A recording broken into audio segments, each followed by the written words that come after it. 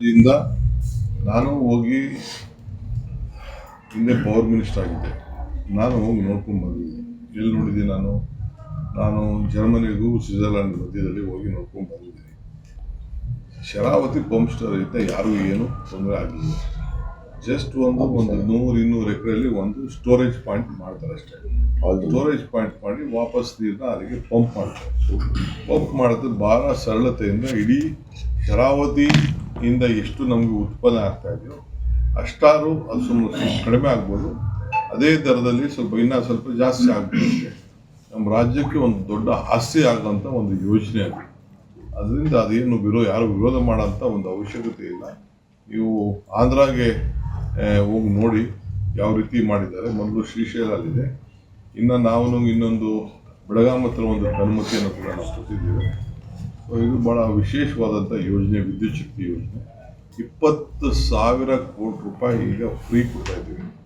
20,000 ಕೋಟಿ ರೂಪಾಯಿ pump set ರೈತರಿಗೆ ಫ್ರೀ ಕೊಡ್ತಾ ಇದ್ದೀವಿ. ಈಗ ಜೊತೆಗೆ ಲಿಫ್ಟ್ ಇರಿಗೇಷನ್ ಸ್ಕೀಮಲ್ಲಿ 3,000 ಕೋಟಿ ರೂಪಾಯಿ ವರ್ಷಕ್ಕೆ ದುಡ್ಡನ್ನು ಕಟ್ಟಬೇಕೀಗ, ಎಲ್ಲ ಪಂಪ್ ಸ್ಕೀಮ್. ಆಮೇಲೆ ಈಗ ಎಲ್ಲರೂ 200 ಯೂನಿಟ್ವರೆಗೂ ಫ್ರೀ ಕೊಡ್ತಾ ಇದ್ದೀವಿ. ಇದೆಲ್ಲ ಎಲ್ಲಿಂದ ಬರ್ಲಿಕ್ಕೆ ಸಾಧ್ಯ? ಎಲ್ಲ ಸಹಕಾರ ಕೊಡೋದು, ವಿರೋಧ ಮಾಡೋದು ಮಾಡ್ತಾರೆ, ಏನು ತೊಂದರೆ ಇಲ್ಲ, ಪ್ರತಿಭಟನೆಗಳು ಮಾಡ್ತಾರೆ. ಹಂಗಂತ ನಾವು ಅಭಿವೃದ್ಧಿ ಕೆಲಸಗಳನ್ನ ನಿಲ್ಲಿಸ್ಲಿಕ್ಕೆ ಸಾಧ್ಯ ಇಲ್ಲ. ಜನರ ಕಲ್ಯಾಣಕ್ಕೋಸ್ಕರ ಆ ಯೋಜನೆಗಳನ್ನು ನಾವು ಮಾಡ್ತೇವೆ.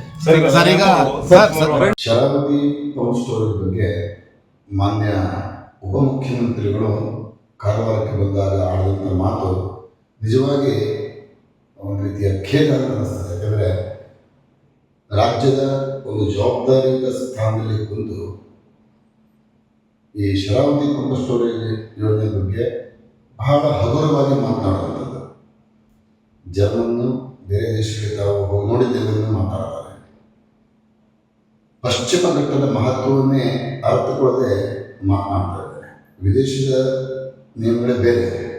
ನಾವು ಇಲ್ಲಿಯ ಪ್ರಕೃತಿ ಬಗ್ಗೆ, ಇಲ್ಲಿಯ ಮಹತ್ವದ ಬಗ್ಗೆ ಅರ್ಥ ಮಾಡ್ಕೊಳ್ಬೇಕು. ಹೊರದೇಶಕ್ಕೆ ಹೋಗಿ ನೀವಲ್ಲಿ ಪಂಪ್ ಸ್ಟೋರೇಜ್ ಬಗ್ಗೆ ಅಧ್ಯಯನ ಮಾಡ್ತಾರೆ ಅನ್ನೋದಕ್ಕಿಂತ ನಮ್ಮ ಪಶ್ಚಿಮ ಘಟ್ಟದ ಬಗ್ಗೆ ಅಧ್ಯಯನ ವರದಿಗಳಿದ್ದಾವೆ. ಅದು ಒಮ್ಮೆ ಓದಿ ನೋಡಿದ್ರೆ ಬಹುಶಃ ಅವರಾಗೇ ಇಂಥ ಯೋಜನೆಗಳನ್ನ ಕೈ ಬಿಡಬಹುದು. ಹೊರದೇಶದಲ್ಲಿ 100 ಕಡೆಗೆ ಇಂತಹ ಒಂದು ಡ್ಯಾಮನ್ನು ಕಟ್ಟಿದ್ದನ್ನು ಒಡೆದಂಥದ್ದಿದೆ.